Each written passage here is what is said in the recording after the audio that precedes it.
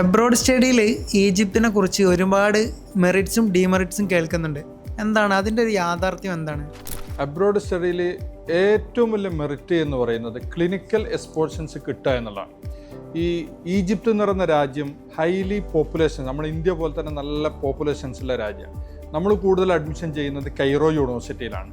Cairo യൂണിവേഴ്സിറ്റിയിൽ ഒരു ദിവസം 5000 മുതൽ 10,000 വരെ പേഷ്യൻ്റ് ഉണ്ടെന്നാണ് പറയപ്പെടുന്നത്. അതാണ് ഏറ്റവും വലിയ മെറിറ്റ്.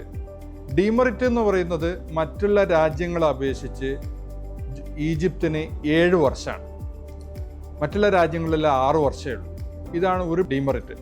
പിന്നൊരു ഡിമെറിറ്റ് എന്ന് പറയുന്നത്, അഥവാ നമ്മുടെ മക്കൾ പഠിക്കാതെ നിന്നിട്ടുണ്ടെങ്കിൽ, സമ്മ് ബാക്കൗട്ട് ആയിട്ടുണ്ടെങ്കിൽ, രണ്ടാമത് ഫീ അടച്ച് വീണ്ടും എന്ത് ചെയ്യണം? പഠിക്കണം. ഈജിപ്തിൽ പോകുന്ന കുട്ടികളോട് നമുക്ക് പറയണം, നിങ്ങൾ പഠിക്കാൻ പോവുക, പഠിച്ചിട്ട് വളരുക.